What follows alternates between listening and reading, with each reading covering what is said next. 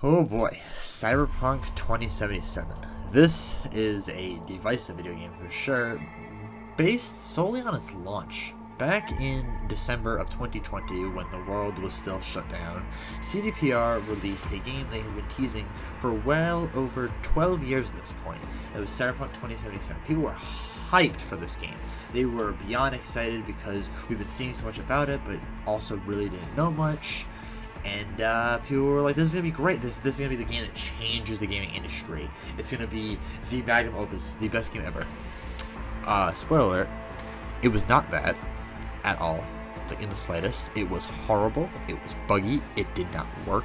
There was shady, like, going on, like, behind the scenes kind of things. Like, people who got early copies weren't able to show any gameplay before the game was released.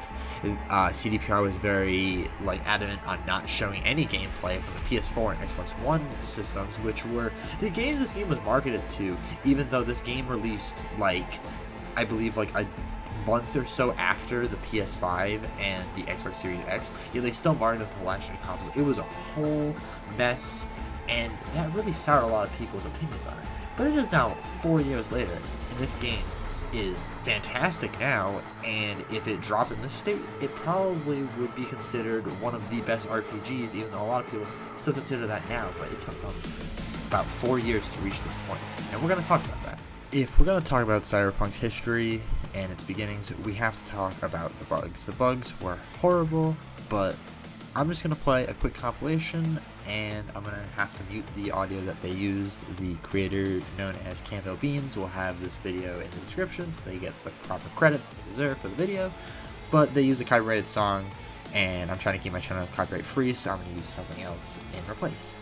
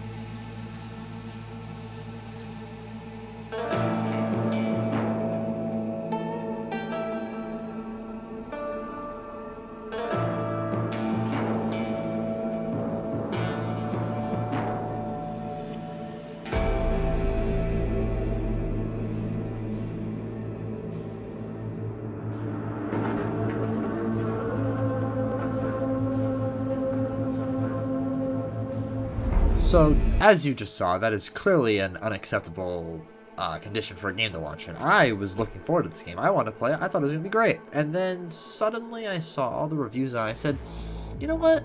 Maybe I'm going to pass on Cyberpunk. And honestly, I think that might have been one of the best decisions I made. I waited till I had a PlayStation 5, and I waited till about September of 2021 before I picked it up. And it was on sale for $30, and I said, why not?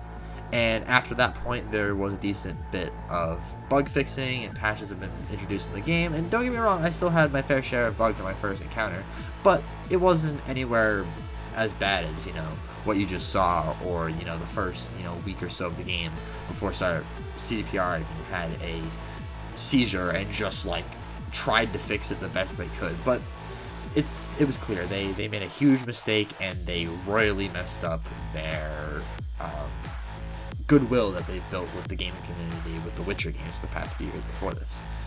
But the game's not like that anymore, and I don't want to talk about its past. I want to talk about what it's like right now. So then there's this question: what is Cyberpunk 2077 like now, as of December 6th, 2024? Well, I gotta say, the game's pretty great. It's pretty fantastic. I just recently watched Cyberpunk Edgerunners as, like, a whole thing. I'd seen a few episodes here and there, but I sat down, like, watched the whole thing in, like, spent up, like, 2 days. And that got me in the mood to replay Cyberpunk again. And oh my god, this game's gameplay is amazing. There's so many different ways you can handle all sorts of forms of combat. You have cyberware, which with such things as gorilla arms, mantis blades, monowire. It's called, like, projectile grenade launcher. I don't know. It gives you an Iron Man arm, and you can shoot grenades out of your wrists. You have tons of guns tons of melee weapons, and you have quick hacks. This playthrough I'm doing, I use the quick hack, like Netrunner kind of build. But I'm also relatively skilled with guns because, you know, when all else fails, a gun will not. So there's hacking. So like, for example, I can basically make people, like I can shoot them like a hack and it fries their brain. Or I can make them fall into cyberpsychosis. Or I can just flat out make some people kill themselves. A little dark, but Cyberpunk and Night City, not a very safe place. So sometimes that's the only option that you have. The gameplay, it is so in depth with the amount of things you can do. It really makes you feel like you're living in the future, and with the amount of options you have, it's really something to like behold. Like, you really need to just kind of jump first into this game and just figure out where to go from there, because I can't do it justice by explaining how fun the gameplay can get and just how interesting it can be. Alright, now I'm going to delve a little bit into the story. I'm not going to go super in depth, because if I was, we'd be here for the next 8 days because of how much I love the story and I gush and get sidetracked. But there are going to be really big spoilers, so if you don't want to hear those, skip to this time tab here. Without further ado, let's go. So, in Cyberpunk, you play as V, either male or female. They have their own presence within the story, but to an extent you get to control exactly how they act, how they talk, and what they look like. They have 3 different life paths. This can either be a street kid who grew up on the streets of Night City, a nomad who is not from Night City, who lives on like the outskirts, and a corpo, who is part of the big evil corporations that run the city. Corpos are pretty terrible, and a lot of people don't like them because they're just awful.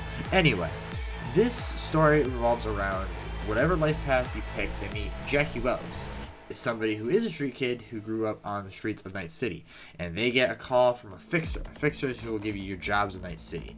So fixer just happens to be Dexter Deshawn, and he says, "Hey, I want you to break an Arasaka Tower, which is the biggest company in Night City, and I want you to steal a thing. It's basically a SD card, but it's called the Relic, and it's got an engram, which is basically the soul of somebody. And this soul just so happens to be the one and only Johnny Silverhand, who is a rock star and a terrorist. You know, just a solid all-around normal human being that has fully redeemable qualities. That there's nothing wrong with that. And he gets stuck in your head, and then if it wasn't worse, he's stuck in your head because you got shot in the face and dropped off in a dump. Hopefully that you just kind of die in the dump, but you got up, and now Johnny is stuck in your head. And because of his personality and how he is, he immediately hates you. He's like, "I'm gonna take your body. You're gonna have no choice in the matter." Like he wants to fight V for V's own body. And V's like, "No, that's not happening." And they hate each other for most of like the early time while you have Johnny, until they both kind of start to like grow on each other, and they start to, you know, feel for each other, and you start to realize maybe Johnny wasn't as bad of a guy, and they start to see eye to eye, and depending on how you play the game, you can actually become really good friends with Johnny. Like, he always has like insights into the game, and like what's happening and who you're talking to, and he actively likes some of the people V becomes friends with and dislikes some of the people he talks to, and he seems like his own presence. And honestly, getting Keanu Reeves to voice him was really interesting, because Keanu Reeves, as everybody has heard, in real life seems to be like one of the nicest people, and Johnny Silverhand is the exact opposite of that. The dude's a terrorist. He's clearly not a great guy. But him and V end up getting along, and you play through the game, you meet all the different characters, and you end up forming bonds with characters. This can be Judy, Pan Am. Those are really the only two that matter, but there's also Carrie Uridine, which is Johnny's old bandmate, because Johnny is part of a band. And there's River Ward, who I don't know much about River. I've never actually met him in any of my playthroughs, because apparently he's missable, which I did not know until actually this morning when I was learning more information on the game, because I've played 180 80 something hours of this game, and there's still plenty of things I don't know about that. And that's 180 hours on just the PS5 version, not to mention the other 100 I have on the PS4 copy of it, because that was the only version that was available when the game came out, not to mention the other 25. So I have a good almost like 300 hours on this game, and there's still things I have no clue.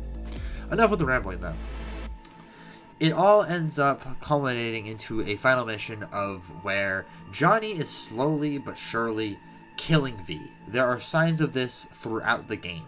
V will have random coughing fits, and they'll pass out, and everybody around them is like, what just happened? And your friends who are with you throughout the game are clearly worried for you because you just passed out after having a giant coughing fit. And V realizes the only way this is going to stop is if they're able to get Johnny out of their system. There's a small problem with this though. Johnny cannot leave V's body because Johnny, part of the engram and his soul and all that being a part of V's body and their mind, has basically attached themselves. And as much as Johnny wants to let go, he can't. So V is just stuck with Johnny in them. And if they rip out the engram, they'll die. If they don't take out the engram, they'll also die. They're kind of in a lose-lose scenario here.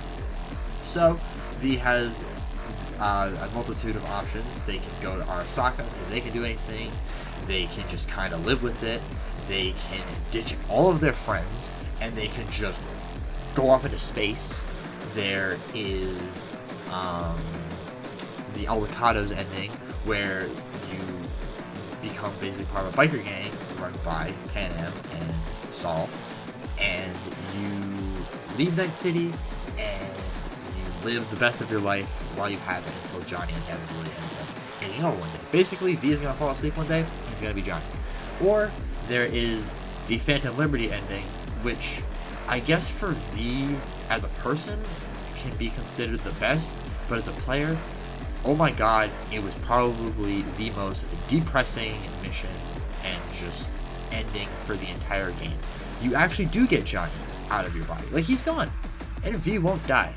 The only problem is Johnny's still severely destroyed and messed up V's body. And now they cannot use any cyberware. They can't even use like a basic set of eyes. I know it sounds weird, but where they can like zoom in. Even that, just that little bit, will just fry their body, and they will just die on the spot. And now they're back in Night City, arguably one of the dangerous and worst places to live, and they don't have a way to protect themselves. They can only use guns, but guns run off of, I mean, there are some regular guns, but some of them run off of a smart link, which is control your body. Sorry, can't use that. Can't use mantis blades, can't use gorilla arms, can't use the Iron Man projectiles I was talking about earlier, can't use monowire, they can't use any sort of cyber, or they will die. So granted, V survives, but they're no longer a legend. They're just kind of there, and that's the whole point of Cyberpunk. Making a name for yourself, not being forgotten, having a legacy, being the next, Johnny Silverhand. Because, when you're a terrorist but a rock star, it's kind of a hard thing to, live down, and you're probably pretty set for it. But that was a probably very poor, summarization of the story. Like, you meet a lot of people, you play a video game. I didn't want to go super in-depth on this because of how much of the game is up to player choice. There's I think 6 different endings to the game. I've played, almost 300 hours of it, and I've only gotten 3. So I don't have half those endings. And I don't want to say I didn't want to spoil it because I did, but I didn't want to go super, super in-depth in it. And truth be told, I'm also missing a lot of footage that I had. It's just kind of not there. And I lost a lot of footage, so I don't have a lot to show, which is why most of this video is gameplay stuff. But that is my poor assumption at trying to sum up the story of Cyberpunk in a relatively timely manner. Alright, I believe I'm going to be wrapping it up here, so let's jump into this conclusion. I know the section before this where I was yapping about the story for 8 minutes is a bit of a clusterfuck, but this is my first time doing a game review that has a full-on like story to it, because before that I did Left 4 Dead 2 and I did Project Zomboid, which are two zombie games that don't really have much of a story. One of them is an isometric simulation game, and the other game's a first-person shooter. And if you go back to my old videos, there's stuff on the channel, the Resident Evil 7, 2, and 3 remake reviews. Those Resident Evil games also, their stories are hard to explain because it's a lot more, they're more gameplay focused than anything.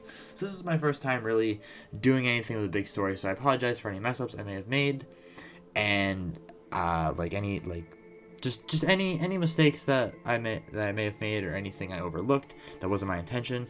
It's just, this is first time doing a big task like this. It's also 1:34 in the morning, and I am heavily sleep deprived right now. But I want to get this video out because I'm going to be busy for the next few days, and I want this video to be out on December 10th, the 4-year anniversary of Cyberpunk.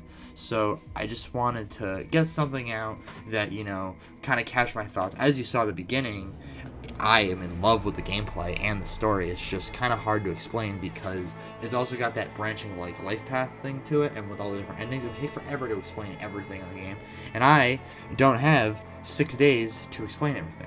So I just wanted to kind of explain like why I love the game so much and all that, which I kind of did. Even this part, I'm just rambling at this point. So I hope you enjoyed the video. If you did, make sure to hit the like button, comment down below what game you'd like me to cover next. If you wouldn't mind, also hit the subscribe button. We recently just hit 60 subs, which blows my mind because I had like 24 like less than 2 weeks ago. So we're getting that YouTube algorithm track, and I'll catch you guys in the next one. That's out. Jesus, that's out. That's it for now. See y'all in the next video. Bye-bye.